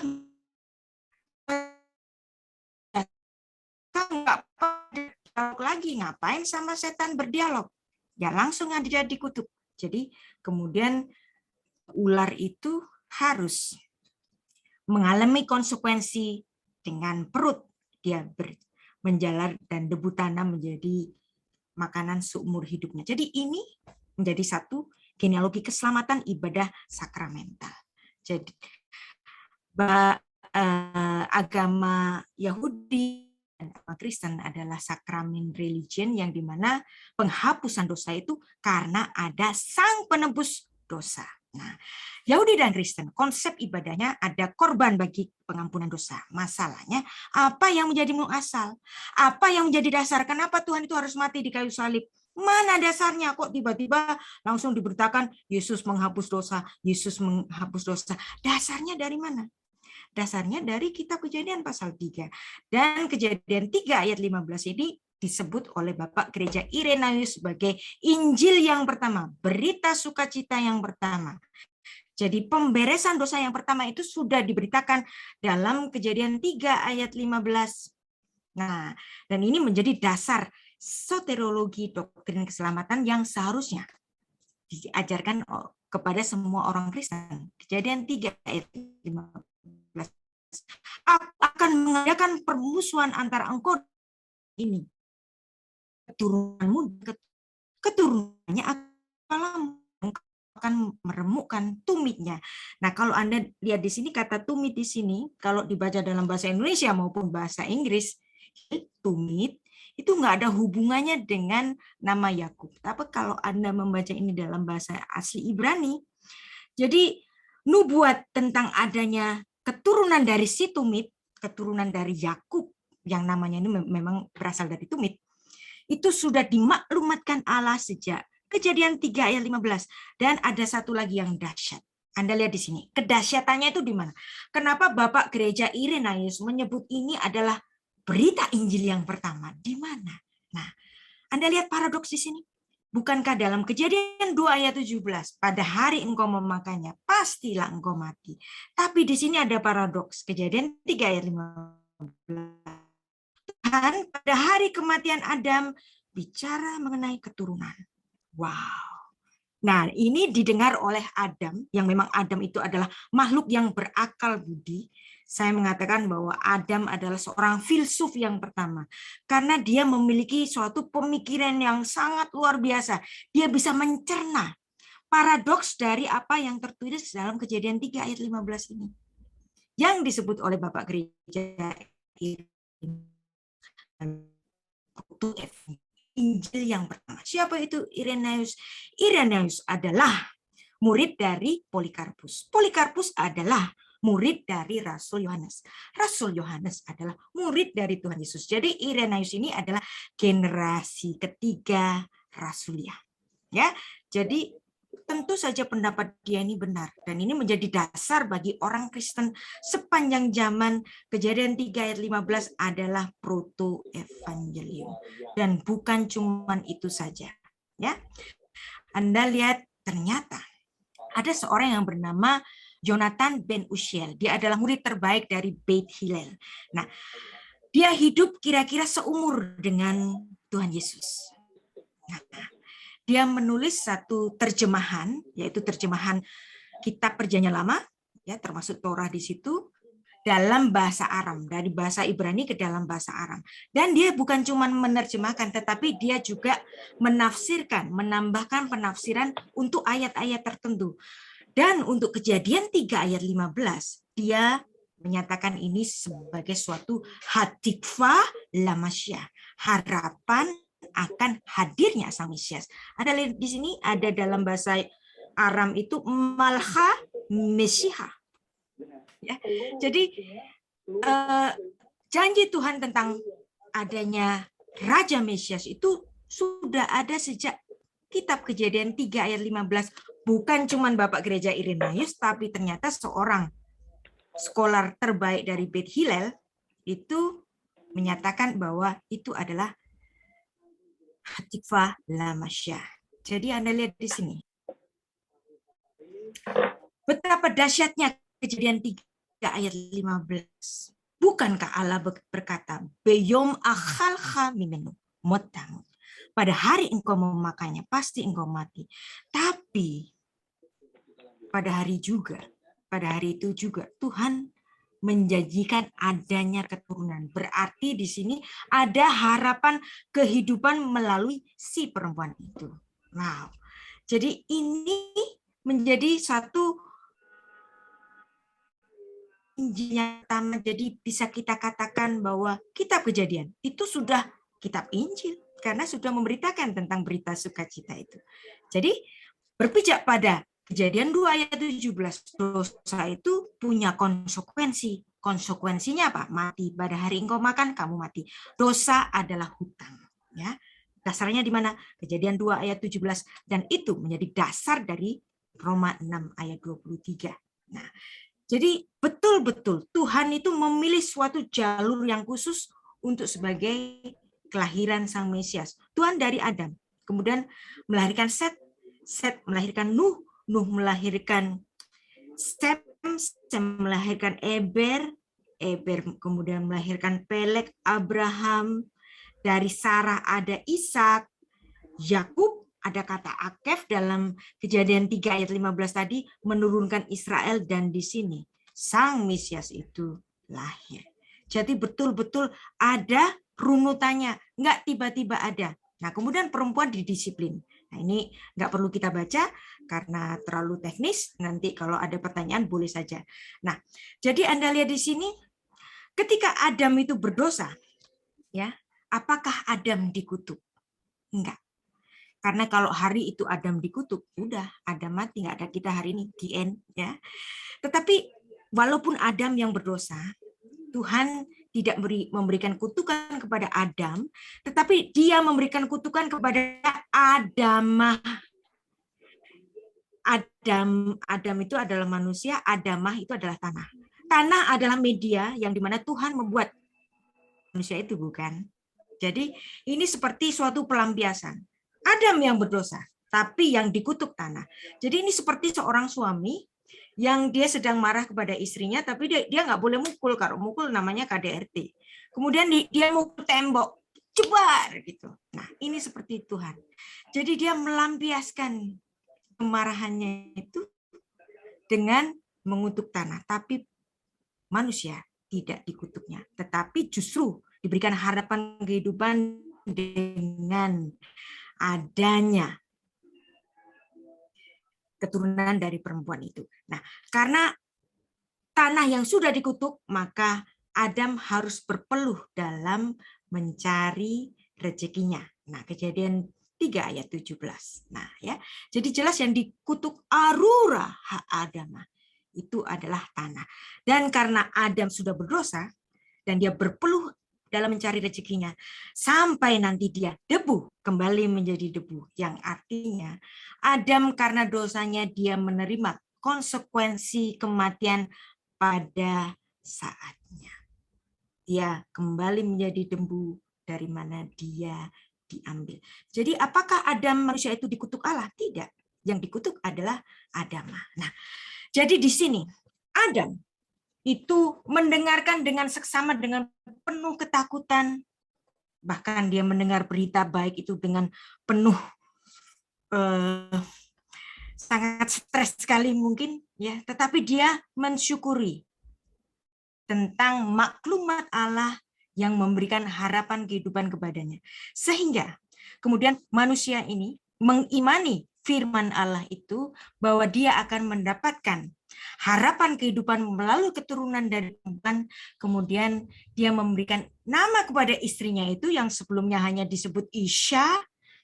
Barulah pada Kejadian 3 ayat 20 ini Adam memberi nama kepada istrinya Hawa. Apa itu Hawa? Dari kata Chai. Chai artinya hidup. Jadi Adam memberikan nama kepada istrinya Sang Hidup. Karena dari istrinya nanti segala yang hidup lahir dari dia.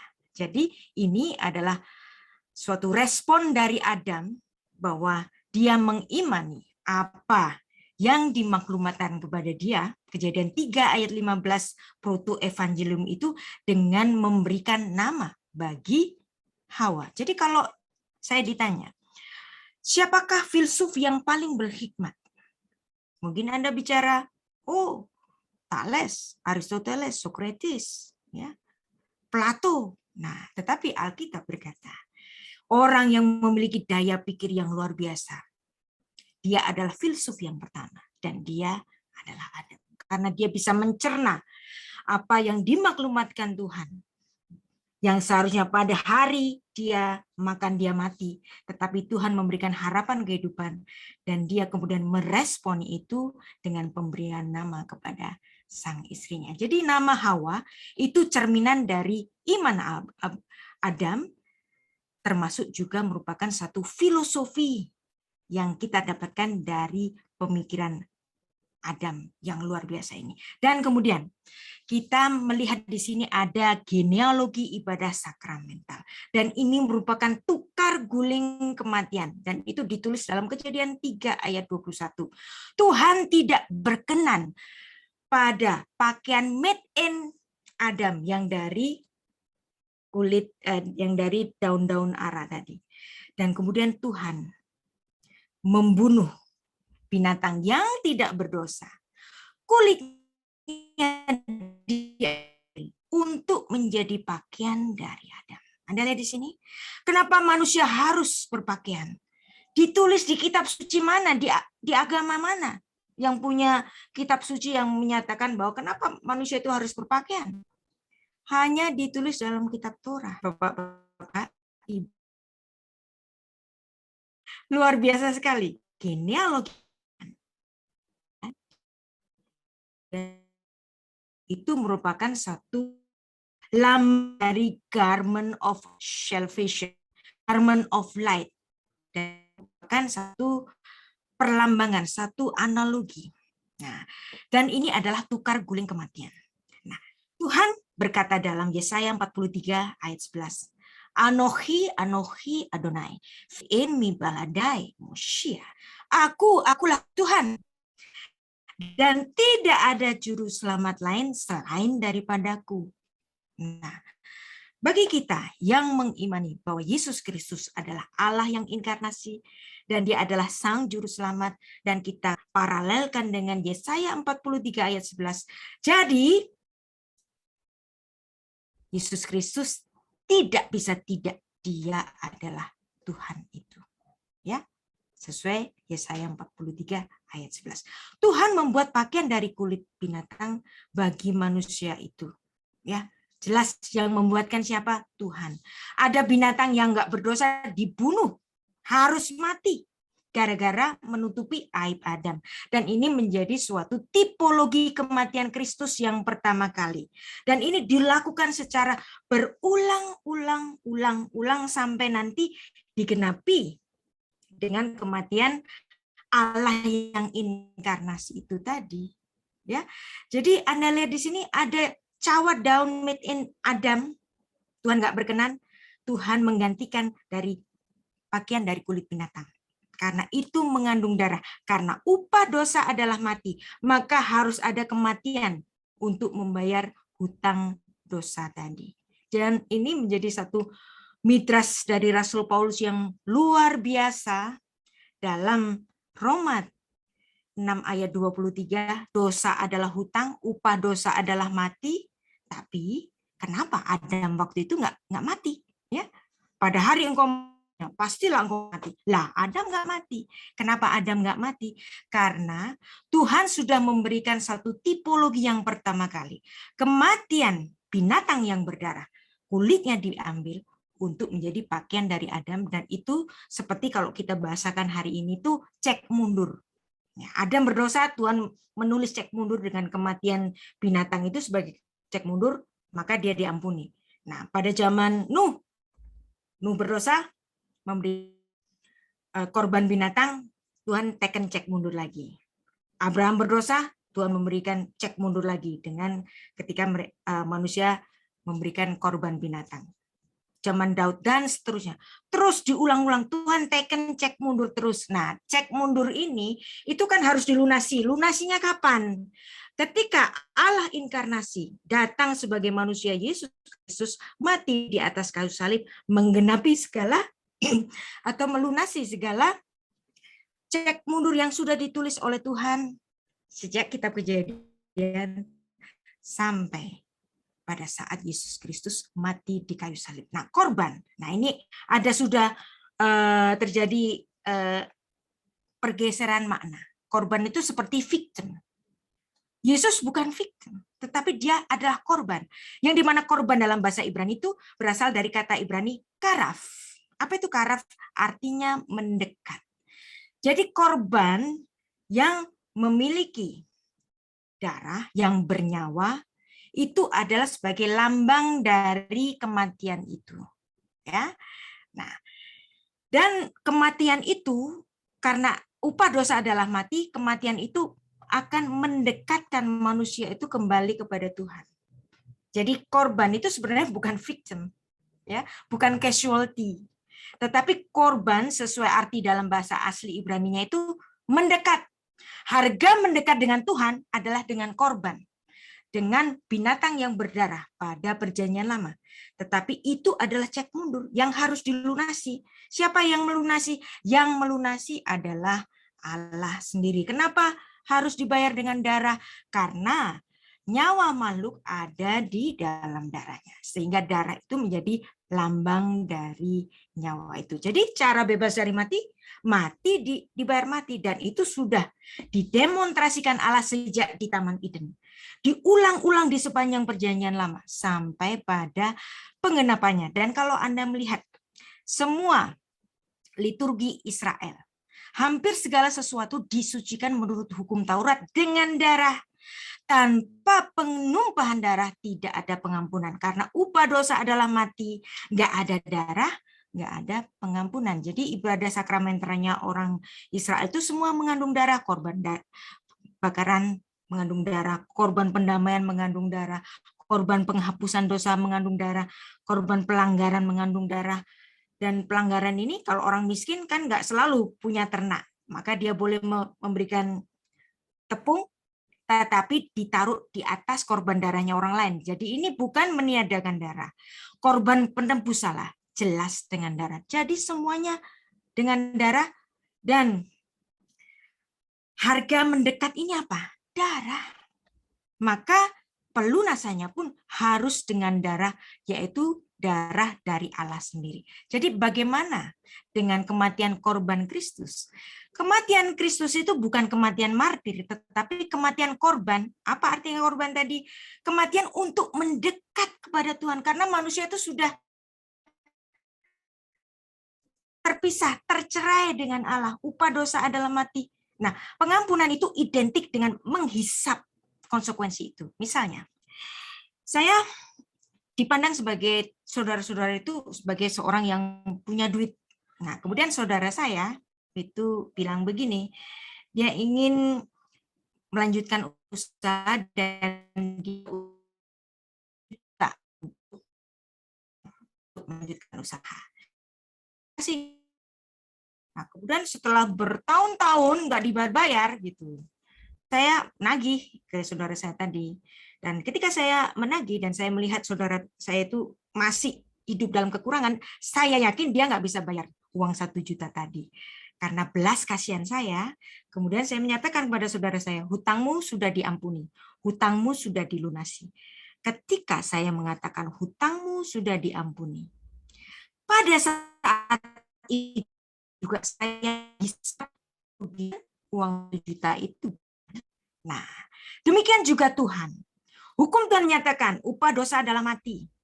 Ketika Tuhan mengampuni dosa, itu dengan sendirinya Allah menghisap konsekuensi mati itu. Itulah sebabnya Tuhan harus hadir ke bumi. Dan Tuhan tidak menghendaki adanya korban manusia untuk pengampunan dosa. Nggak bisa.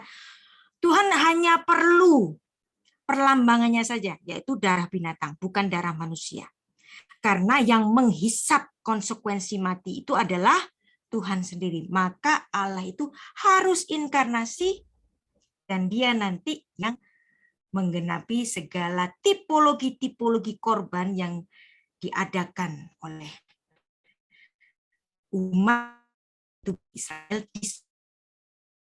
Itulah sebabnya dalam perjanjian baru, Yohanes Pembaptis menunjuk langsung ke hidung Sang Mesias. Nggak usah pakai ditafsirkan. Ini pokoknya. Nah, pada keesokan harinya, Yohanes Pembaptis melihat Yesus datang kepadanya. Yohanes Pembaptis langsung menunjuk ke hidungnya Yesus. Nggak pakai ditafsirkan. Lihatlah anak domba Allah yang menghapus dosa dunia. Bahwa Yohanes Pembaptis merujuk ke Yesus. Dialah sang penggenap dari tipologi yang pertama sudah didemonstrasikan Allah sejak di Taman Eden, Kejadian pasal 3. Jadi Anda lihat di sini kenapa Tuhan itu harus datang. Karena dia menghisap konsekuensi dosa. Sebelum kematiannya, bahkan Tuhan itu sudah berkata demikian. Inilah darahku, darah perjanjian yang ditumpahkan bagi banyak orang untuk pengampunan dosa. Jadi jelas kenapa Yesus harus mati. Karena dia harus mengenapi apa yang dijanjikan Allah sejak Kejadian 3 ayat 15. Nah, jadi kita lihat di sini kematian korban Yesus adalah darah perjanjian untuk pengampunan dosa. Nah, agak cepat saya bicara, tapi nggak apa-apa. Nanti seandainya ada yang kurang jelas, kita bisa bertanya jawab. Saya kembalikan kepada Pak Josie sebagai moderator. Shalom. Iya, Shalom. Terima kasih banyak Bu Rita. Wah, ini sangat padat memang materinya ya. Ya Bu. Ya. Paham, Bu. Dan juga ini sangat antusias Bu, banyak sekali pertanyaan-pertanyaan yang sudah masuk. Nah, mungkin karena keterbatasan waktu Bapak Ibu sekalian, tidak semua akan kita bisa bahas ya. Saya hanya akan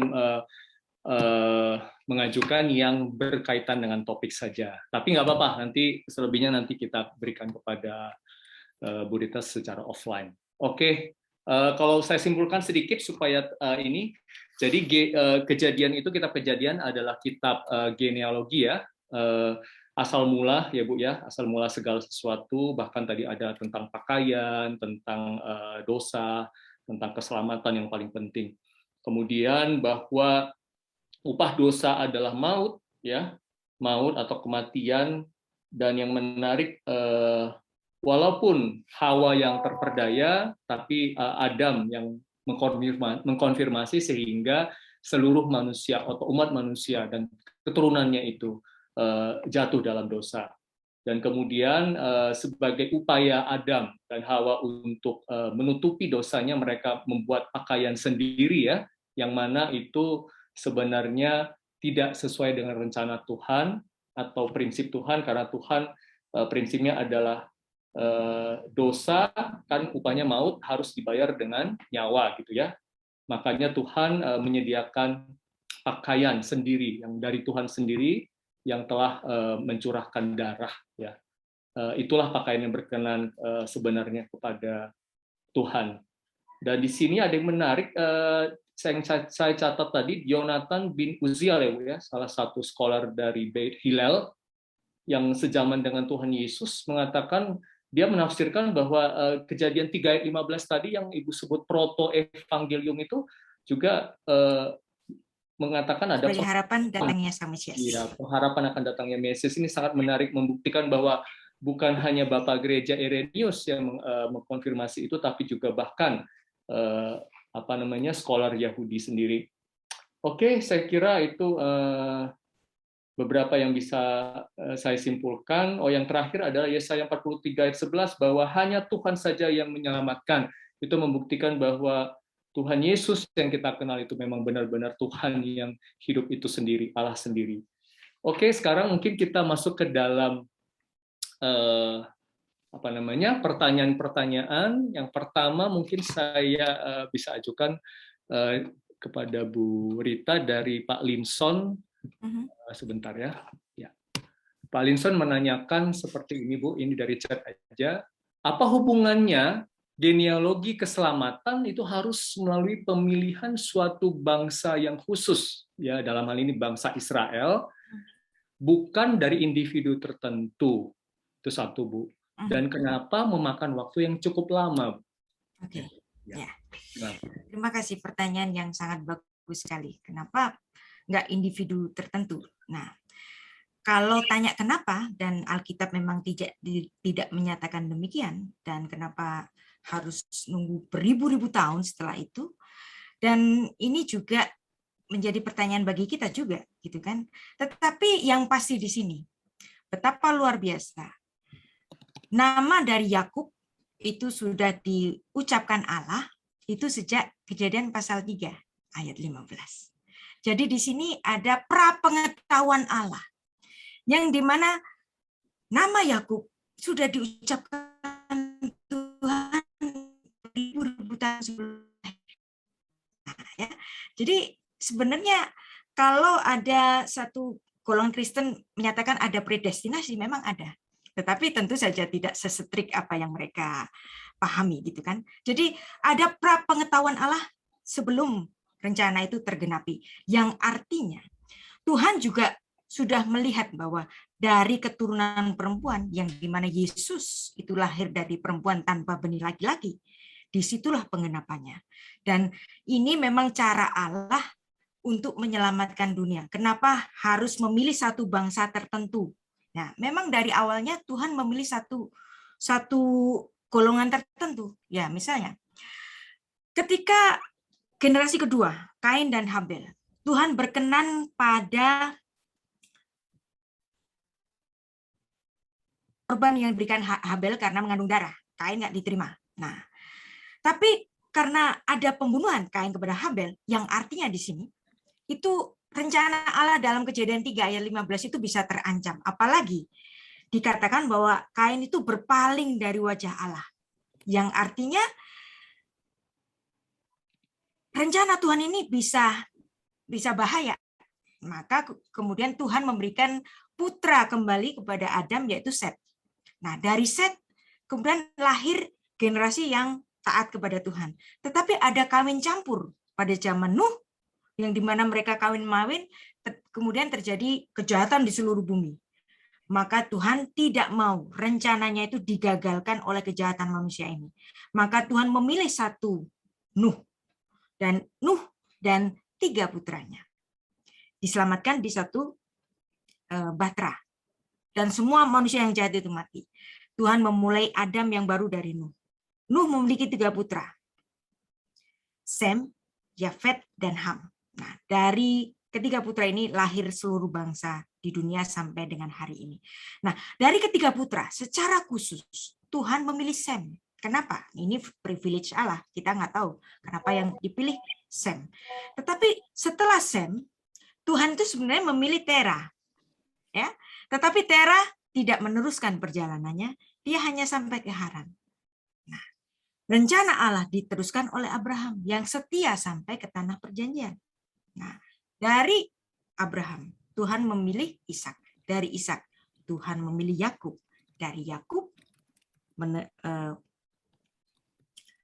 melahirkan 12 suku, bangsa Israel. Tuhan secara khusus memilih Yehuda. Dan dari Yehuda, di situ Sang Mesias. Dan ini memang kehendak Tuhan yang memang memilih jalur tertentu, dan kelahiran bangsa pilihan ini, bahkan bangsa-bangsa di dunia, itu adanya hanya di kitab Kejadian.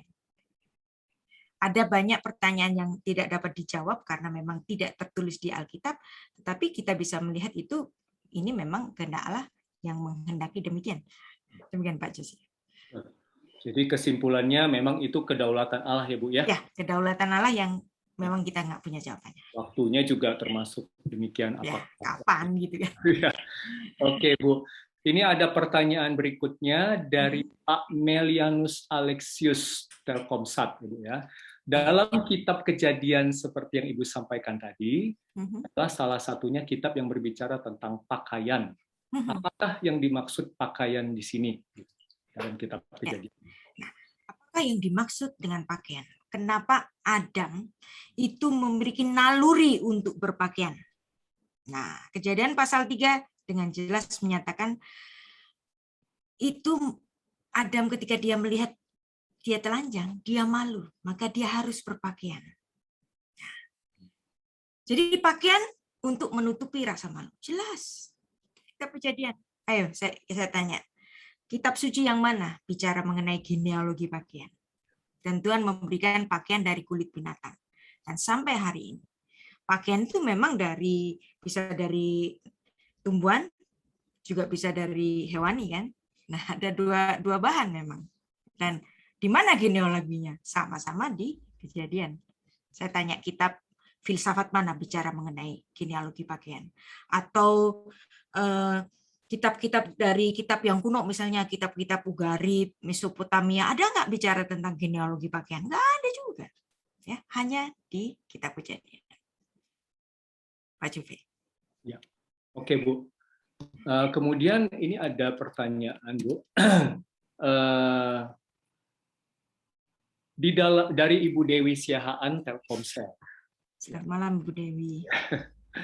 Di dalam Perjanjian Baru dikatakan bahwa keselamatan hanya di dalam Kristus. Yes. Lalu bagaimana dengan orang-orang percaya Tuhan, ya, masih percaya pada Tuhan di masa Perjanjian Lama sebelum Juru Selamat lahir?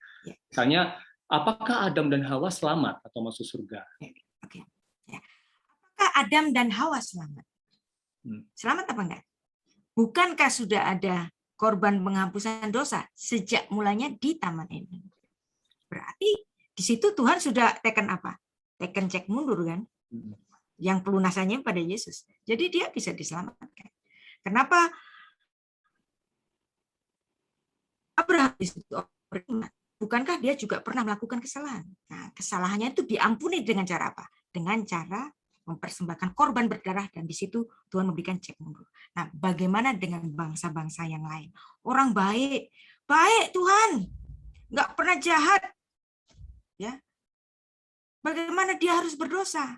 Dia harus dibuang ke neraka gara-gara nggak kenal Yesus gitu. Nah, ini nanti kita sama-sama tanya sama Tuhan. Saya percaya Tuhan memiliki keadilannya sendiri, ya.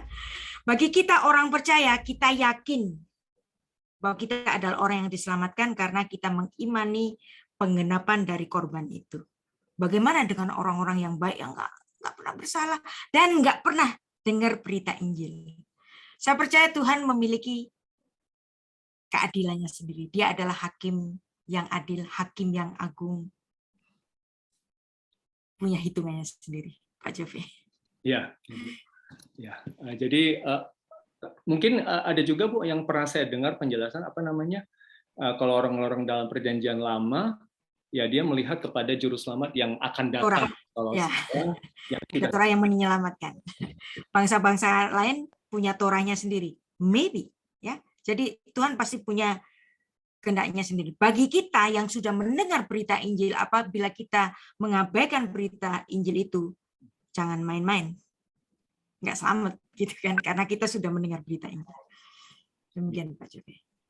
Terima kasih Bu. Ini ada pertanyaan menarik dari Pak Jurjis. Ini Pak Jurjis ya, benar ya Pak ya?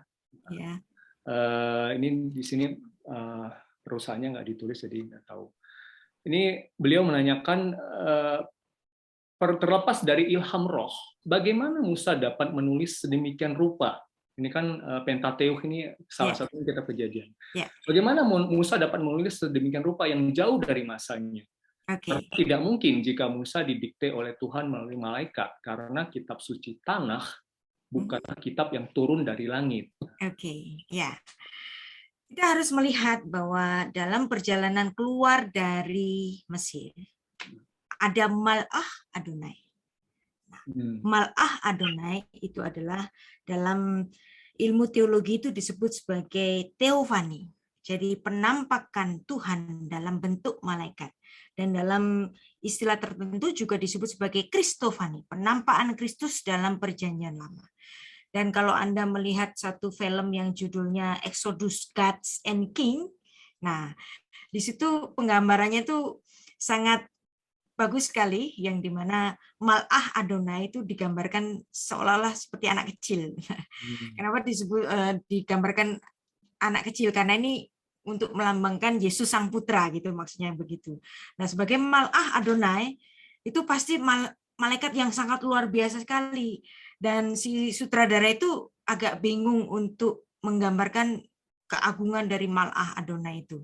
Maka dia memberikan paradoksnya, yaitu dalam wujud anak kecil yang sebagai lambang dari Sang Putra gitu maksudnya. Nah, Sang Putra atau Mal'ah Adonai ini menyertai Musa di sepanjang perjalanan di padang gurun. Dan di situ Musa disebut sebagai satu-satunya nabi yang bisa bicara panim el panim dengan Allah seperti kepada temannya. Nah, ya. Dan kitab Torah itu ditulis dalam kurun waktu 40 tahun dalam pelayanan Musa sebagai pemimpin bangsa Israel. Nah, karena Musa itu dengan Mal'ah Adonai yang adalah Kristofani itu seperti bicara kepada temannya. Nah, kita bayangkan aja kalau kita ngomong sama temen gitu. Ceritain dong gimana langit dan bumi ini diciptakan. Iya. Bisa nggak?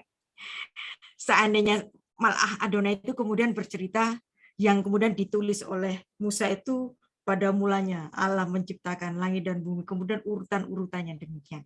Dan ketika bicara mengenai letak dari Eden, yang di situ ada sungai Efrat, Tigris, ya, Hidekel gitu kan. Nah, di situ kemudian ada Hawilah yang banyak emasnya. Nah, di situ Musa sebelum menjadi pemimpin bangsa Israel, dia akan menjadi pengembara. Wow, ya, betul, di Hawilah itu banyak emasnya. Kemudian dia menambahkan, di situ banyak emasnya. Jadi ada ilham dari Tuhan melalui Mal'ah Adonai itu.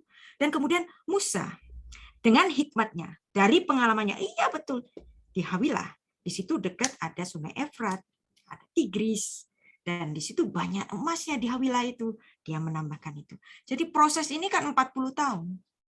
Jadi hubungan antara Musa dengan Mal'ah Adonai yang bisa bicara seperti kepada temannya, itu bisa saja terjadi. Ya, demikian. Ya, Bu. Pak Jizri, Pak Jufri. Ya, terima kasih, Bu. Jadi memang itu karena kedekatan Musa dengan Tuhan ya, Bu ya. Ya, dan dia diberi ilham. Diberi ilham ya. Ya, Memang, bertemu sendiri. Ya. Ya, makanya kita percaya bahwa benar-benar kelima kitab Musa ini memang benar-benar Tuhan inspirasikan meskipun ditulis oleh Musa. Oke, Bu, ini ada beberapa pertanyaan masih terkait sama kedaulatan Allah. Misalnya ya, Bu, ya ada beberapa pertanyaan. Saya summary-kan aja karena ada beberapa yang hampir sama. Dari Pak Obaja. Mengapa Allah tidak mengingatkan Adam jika dalam Taman Eden ada iblis atau ular? Gitu, Ibu ya. Ya, kemudian juga ada dari Pak apa namanya sebentar. Intinya ya itu dulu Bu mungkin kira-kira. Kalau kenapa Tuhan nggak memperingatkan Adam gitu?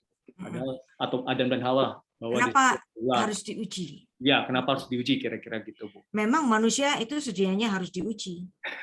Ya, manusia itu harus diuji.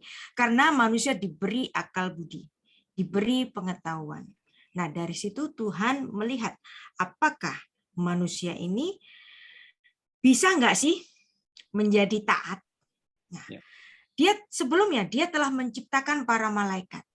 Di antara malaikat yang juga memiliki akal budi dan pengetahuan, ada golongan malaikat yang jatuh, dan itu adalah iblis. Dan kemudian iblis bisa berkata bahwa semua punya potensi jatuh. Kemudian, ini kalau saya boleh berandai-andai, Tuhan menciptakan manusia. Ayo kita buktikan manusia ini taat apa enggak sih, gitu. Nah, iblis bisa ngomong, dia pasti nggak taat. Nah, gitu kan. Kayak aku nih nggak taat dia, gitu. Nah, kemudian di situ ada satu ujian. Taat nggak sih manusia ini? Nah, ternyata manusia nggak taat. Nggak taatnya gara-gara apa? Pengen seperti Allah. Dan kalau kita membaca apa yang terjadi pada Hillel ben Shachar, ya, dalam kitab Yesaya itu yang banyak ditafsirkan sebagai satu alegori dari kejatuhan iblis. Karena iblis itu ingin menjadi seperti Allah. Nah, ini manusia dalam kitab Kejadian pasal 3, itu manusia juga ingin seperti Allah. Ya. Nah, keinginan menjadi seperti Allah ini yang membuat manusia itu jatuh. Nah, jadi ada keinginan menjadi seperti Allah. Itulah sebabnya dalam perintah terakhir dalam 10 firman yang ditulis oleh Musa, Keluaran pasal 20, perintah terakhirnya itu apa? Jangan ingin. Karena dari keinginan itu lahir segala dosa. Nah, kalau manusia pun juga bisa berdosa, iblis nanti juga bisa bilang, wah, manusia juga bisa berdosa kok, sama kayak aku. Aku nggak mau dihukum, gitu. Dan memang penghukuman kepada iblis itu kan memang belum dilaksanakan. Baru nanti kesudahan zaman, kan? Nah, kemudian lahirlah Allah yang inkarnasi. Itulah sebabnya Tuhan Yesus pun menerima godaan. 3 kali godaan, dan Yesus itu lepas dari godaan ini. Dan Yesus ini menjadi satu saksi, menjadi satu bukti. Ada loh manusia itu yang nggak jatuh dalam dosa ketika digoda. Jadi dalam pengadilan nanti, pada pengadilan terakhir kepada iblis sebelum dia dijatuhi hukuman selama-lamanya. Ketika dia diperhadapkan dengan seorang yang bernama Yesus Kristus. Dia pun mengalami godaan 3 kali dan dia menang dari godaan itu. Oke, Bu. Beda dengan iblis tadi, beda dengan Adam. Ya. Jadi ini memang harus ada ujian. Manusia memang harus diuji. Binatang nggak diuji, tapi binatang nggak bisa bikin pesawat. Karena manusia itu punya akal budi, dia harus diuji. Dan dia bisa bikin pesawat. Hanya manusia yang punya. Karena dia adalah mahkota dari seluruh ciptaan di langit dan bumi, di alam semesta ini. Demikian, Pak Yopi. Ya, Bu. Ini pertanyaan terakhir, Bu. Ya. Mohon maaf ya Bapak Ibu sekalian, ini banyak sekali pertanyaan, ada 30 ini kayaknya, tapi ya terpaksa kita pilih. Sesi saya untuk ngajar Kejadian pasal 3 itu biasanya 4 kali. Ini dijadiin sekali ini. Wah, jadi makanya ngomongnya orang cepet-cepet. Oke, Bu. Nah, ini pertanyaan saya kira bagus sekali nih, Bu, yang berikut ini, yang terakhir, Bu, ya. Ini dari Andreas NK ya. Sebelumnya perjanjian lama kan penghapusan dosa lewat korban binatang, bukan tumbal ya, Bu, ya, tadi kata Ibu, bukan tumbal manusia, gitu ya. Karena ada di dalam perjanjian lama juga dengan manusia. Ya. Lalu bagaimana dengan dalil bahwa Tuhan Yesus sebagai korban pengampunan dosa manusia? Oke. Seperti itu. Ini banyak yang ditanyakan. Tuhan di perjanjian lama itu melarang adanya manusia dijadikan korban, tidak boleh. Hanya darah binatang. Hanya binatang yang boleh dijadikan korban. Karena memang sedianya binatang itu hanya sebagai satu tipologi. Dan Tuhan tidak menghendaki kematian manusia. Maka Tuhan tidak berkenan ketika ada manusia dijadikan tumbal dosa. Nggak boleh. Karena sedianya yang menghisap konsekuensi dosa, kematian itu, hanya yang memberikan pengampunan itu. Manusia tidak punya kuasa untuk memberikan pengampunan. Jadi seandainya ada manusia dikorbankan, mati gitu, Tuhan nggak berkenan. Karena manusia nggak bisa mengampuni dosa. Yang mengampuni dosa, yang menghisap dosa tadi, Tuhan sendiri.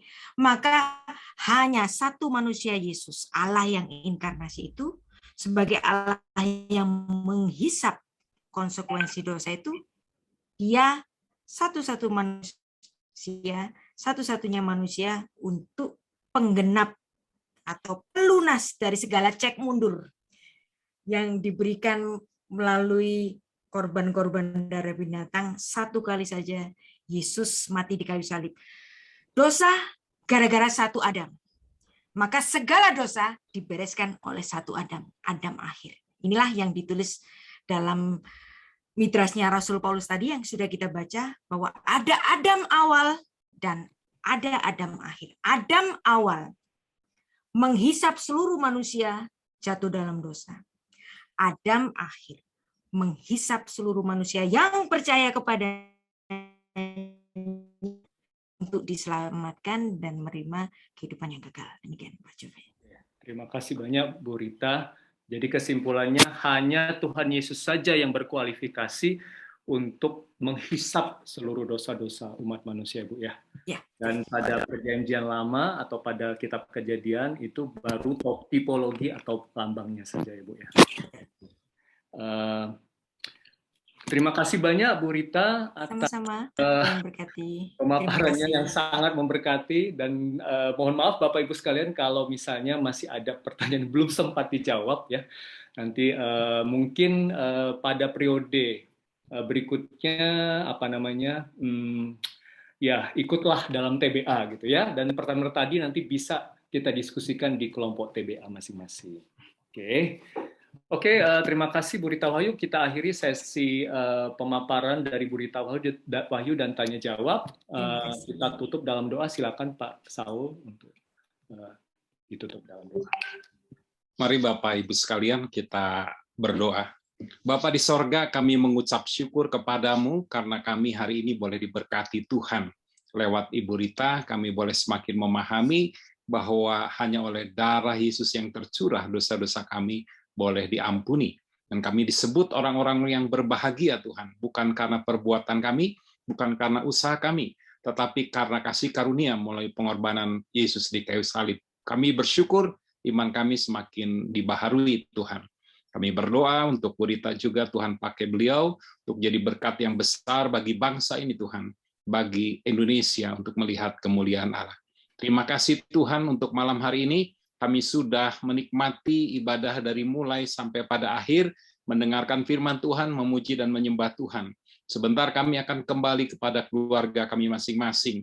Kasih karunia dan damai sejahtera dari Allah turun atas kita semuanya. Amin. Amin. Jangan pulang dulu Bapak Ibu, meskipun sudah ditutup dalam doa, kita ada acara pengumuman hasil door prize. Ya, tapi sebelumnya sambil menunggu ditampilkan hasilnya, saya bacakan lagi Proto Evangelium ya, yang tadi sudah dipaparkan oleh Bu Rita di dalam Kejadian 3 ayat 15. Catat ya Bapak Ibu ya, Kejadian 3 ayat 15. Itulah Injil yang pertama, kabar baik yang pertama. Aku akan mengadakan permusuhan antara engkau dan perempuan ini, antara keturunanmu dan keturunannya akan meremukkan kepalamu dan engkau akan meremukkan tumitnya. Dan keturunan perempuan yang dimaksud adalah Mesias kita, Tuhan Yesus Kristus. Oke, sudah ada tampilannya, rekan-rekan? Panitia, mungkin bisa ditampilkan.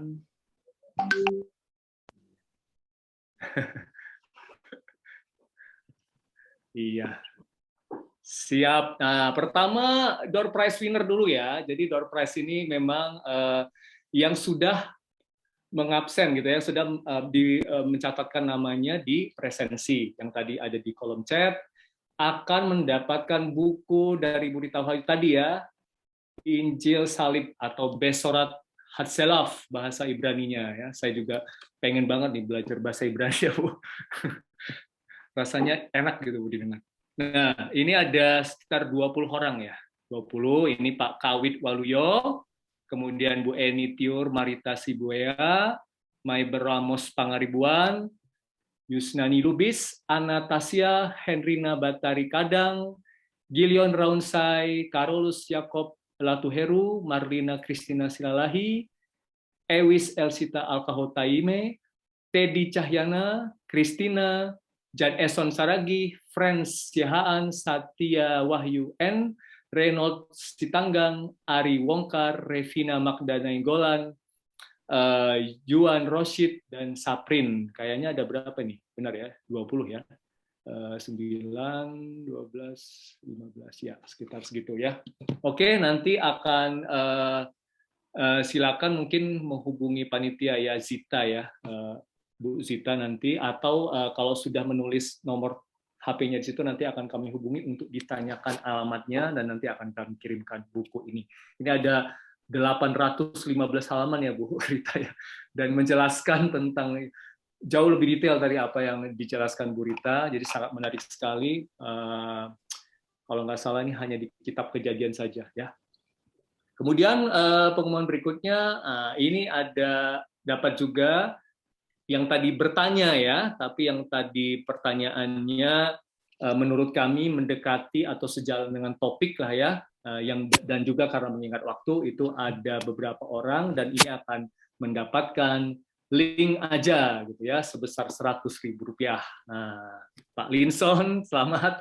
Pak Jurgis, Pak atau Bu ini ya, Pak saya kira ya, Melianus Alexius, kemudian Pak Obaja dan Ibu Dewi Siahaan. Oke, terima kasih atas perhatiannya Bapak Ibu sekalian. Mohon pada para pemenang tadi dapat menghubungi Zita Hapsari ya di nomor ini 0813-20737115 untuk mengirimkan data pengiriman hadiah. Oke, terima kasih. Saya kembalikan kepada MC kita, Mbak Pinkan. Silakan, Mbak Pinkan. Oke, terima kasih banyak Bang Jove dan juga Bu Rita ya, luar biasa. Kita semua terberkati pada malam hari ini, bisa belajar banyak ya. Ternyata Injil itu sejak kitab Kejadian, Bapak Ibu, keren banget ya. Ya, kita belajar banyak dan semoga kita juga bisa menjadi berkat. Nah, selamat sekali lagi buat Bapak Ibu juga yang sudah dapat door prize. Itu bukunya Bu Rita keren banget, 800 halaman, jangan lupa dibaca, ya kan? Jangan lupa baca Alkitab sama baca bukunya Bu Rita juga karena banyak ilmu-ilmu yang pastinya bisa kita sharingkan. Nah, untuk pemenang yang dapat link aja tadi, para penanya juga selamat. Jangan lupa bisa langsung japri ke Kak Zita ya. Langsung ditagih tuh ke panitia. Kak Zita mau dong mana nih link ajanya gitu ya. Kalau mau bagi-bagi ke kita juga boleh banget. Congratulations. Nah, Bapak Ibu, saudara-saudara yang kasih Tuhan, tak terasa sudah kurang lebih hampir 2 jam ya kita bersama. Kita sudah ada di penghujung acara malam hari ini. Terima kasih banyak untuk setiap kita yang bisa ambil bagian, kita yang bisa hadir, juga rekan-rekan yang dari Papua, bahkan yang sekarang mungkin di sana udah jam 10 malam, udah bisa bertahan. Terima kasih banyak semuanya. Bagi yang belum join Talkomers Baca Alkitab, jangan lupa untuk segera join, kita bisa diskusi banyak, termasuk tadi kita bisa diskusi tentang materinya Bu Rita ya. Nanti kita mintakan ke Bu Rita juga supaya bisa kita bahas. Nah, semoga kita tidak hanya rajin membaca Alkitab ya Bapak Ibu, tapi saya percaya kita juga bisa menjadi Alkitab itu sendiri yang terbuka buat lingkungan sekitar kita. Kita bisa menjadi berkat supaya mereka yang mengenal kita tapi tidak mengenal Kristus bisa mengenal Kristus karena mereka mengenal kita. Amin. Ya, semangat untuk mencintai Alkitab. Sampai berjumpa lagi di Bin Roh kita setiap hari Jumat, jangan lupa, dan kegiatan-kegiatan Talkomers Baca Alkitab lainnya. Mewakili panitia, saya Pinkan, memohon maaf apabila ada kesalahan, kekurangan dalam penyelenggaraan acara ini. Selamat malam semuanya, selamat hari Minggu, Tuhan Yesus memberkati.